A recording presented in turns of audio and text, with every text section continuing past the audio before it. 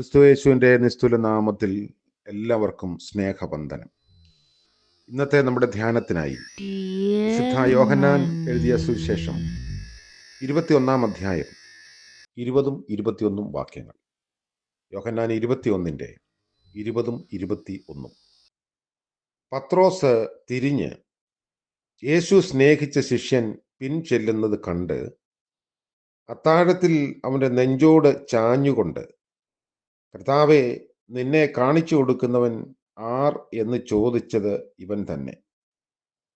അവനെ പത്രോസ് കണ്ടിട്ട്, കർത്താവെ, ഇവൻ എന്ത് ഭവിക്കുമെന്ന് യേശുവിനോട് ചോദിച്ചു. കർത്താവിൻ്റെ പരിശുദ്ധ നാമം വാഴ്ത്തപ്പെടട്ടെ. വ്യത്യസ്ത താലന്തുകൾ ഉള്ളവരോട് ചേർന്നുള്ള ഒരു സംയുക്ത യാത്രയാണ് ക്രിസ്തീയ ജീവിതം. പത്രോസിന്റെ ദൗത്യം ഏൽപ്പിച്ചു കഴിഞ്ഞപ്പോൾ യോഹന്നാന് എന്ത് സംഭവിക്കുമെന്ന് പത്രോസ് യേശുവിനോട് അന്വേഷിക്കുന്നു. യേശു യോഹന്നാനെയും യോഹന്നാൻ യേശുവിനെയും സ്നേഹിച്ചിരുന്നു എന്ന് പലയിടങ്ങളിൽ നമ്മൾ കാണുന്നുണ്ട്. അത്തരം കാര്യങ്ങളെക്കുറിച്ച് പത്രോസ് വിചാരപ്പെടേണ്ടതില്ല എന്ന് യേശു ശക്തമായ ഭാഷയിൽ പത്രോസിനെ ഓർമ്മിപ്പിക്കുകയും ചെയ്യുന്നു.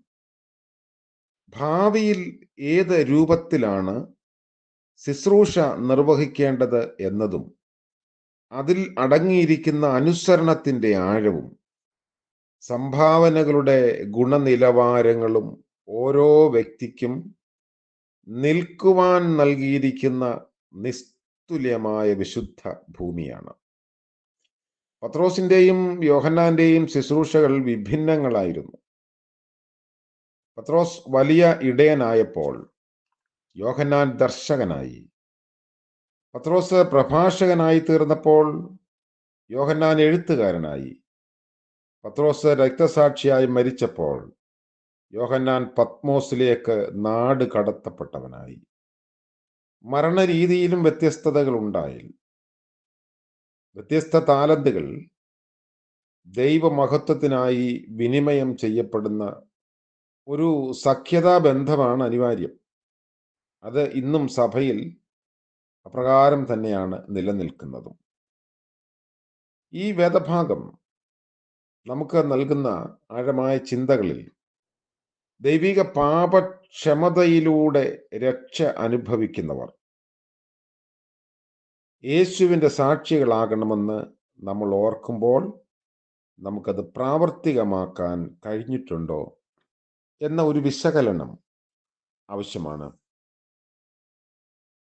നിരന്തരമായ സ്വയം മരണപ്പെടുത്തലാണ് ക്രിസ്തീയ ജീവിതം എന്നത് ഏറ്റവും ക്രിയാത്മകമായ ജീവിത ശൈലിയായി നമുക്ക് കാണണം. പാപത്തിൽ മരിക്കുകയും യേശുക്രിസ്തുവിൻ്റെ പുനർജനനം പോലെ അങ്ങനെ ഒരു അനുഭവവും നമുക്കുണ്ടാകും എന്നത് അനുനിമിഷം സംഭവിക്കേണ്ട ഒരു വലിയ വിചാരമായി മനസ്സിൽ എപ്പോഴും ഉണ്ടാവണം. വ്യത്യസ്തമായ താലന്തുകളുടെ സംയോജിത ആവിഷ്കാരമാണ് ക്രിസ്തീയ ജീവിതമെന്ന് നമ്മെ പഠിപ്പിക്കുന്ന പാഠങ്ങൾക്കായി ദൈവത്തെ സ്തുതിക്കാം. ഏത് താലന്തും ദൈവത്തിന് പ്രയോജനപ്പെടുന്നുവെന്ന് തിരിച്ചറിഞ്ഞുകൊണ്ട് തങ്ങൾ നിൽക്കുന്ന ഇടം വിശുദ്ധ ഭൂമി എന്ന ഭാവത്തോടെ ശുശ്രൂഷ ചെയ്യാൻ നമുക്ക് കഴിയണം. അത് നമ്മെക്കുറിച്ചുള്ള നമ്മുടെ കർത്താവിൻ്റെ ഇഷ്ടമാണ്, ആഗ്രഹമാണ്. പത്രോസിനെയും യോഹന്നാനെയും കൂടെ ഉണ്ടായിരുന്ന ആളുകളെ, ശിഷ്യന്മാരെയൊക്കെ കർത്താവ് വീണ്ടും പുനർസമർപ്പണത്തിലേക്ക് നയിക്കുകയും സഭയുടെ ശക്തമായ പ്രവർത്തകരായി, അല്ലെങ്കിൽ സഭയുടെ ചരിത്രത്തിലെ ഏറ്റവും പ്രസക്തമായ ഇടം അവർക്ക് വീണ്ടും നൽകുകയും ചെയ്തു. അപാരമായ ധൈര്യമാണ് കർത്താവ് ഇവിടെ കാണിക്കുന്നത്. തോറ്റുപോയവർ, പിന്മാറിപ്പോയവർ, മറുതലിച്ചു പറഞ്ഞവർ, ഓടിയകന്നവർ, അങ്ങനെയുള്ളവരെയൊക്കെ വീണ്ടും തേടി വരുന്ന ഒരു കർത്താവ്. അവരെ തന്നെയാണ് വീണ്ടും തൻ്റെ ശുശ്രൂഷയുടെ ബാക്കി ഏൽപ്പിക്കുന്നത്. സഭയെ പരിപാലിക്കാൻ, ആടുകളെ പാലിക്കുക എന്നൊക്കെ പറഞ്ഞു. എന്തൊരു ധൈര്യമായിരുന്നു യേശു അന്ന് ആ പടകിൽ ഇരുന്ന് ചെയ്തത്. കർത്താവ് അവരിൽ അർപ്പിച്ച വിശ്വാസം കാത്തു സൂക്ഷിക്കുന്ന ജീവിതമായിരുന്നു പിന്നീട് സഭയുടെ ആരംഭകാലത്ത് അവരിൽ നിന്നും നമ്മൾ കാണുന്നതും. പരിശുദ്ധാത്മാവ് അവരെ ശക്തീകരിച്ചു. നമുക്കും നമ്മുടെ സമർപ്പണത്തെ പുതുക്കാം. പിന്മാറ്റങ്ങളിൽ നിന്ന് മടങ്ങി വരാം. ദൈവം വ്യത്യസ്തമായ താലന്തുകൾ നൽകി നമ്മെ അനുഗ്രഹിച്ചിരിക്കുന്നല്ലോ. പ്രാർത്ഥിക്കാം. കാരുണ്യവാനായ ഞങ്ങളുടെ വാഴ്ത്തപ്പെട്ട ദൈവമേ, സ്വർഗീയ പിതാവേ, അനുഗ്രഹീതമായ ഒരു ദിവസത്തിനായി സ്തോത്രം. ഒരാഴ്ചയുടെ അവസാന ദിനങ്ങളിലേക്ക് ഞങ്ങളെ കൊണ്ടുവരുന്നത് ഓർത്ത് ഞങ്ങൾ അങ്ങേ സ്തുതിക്കുന്നു.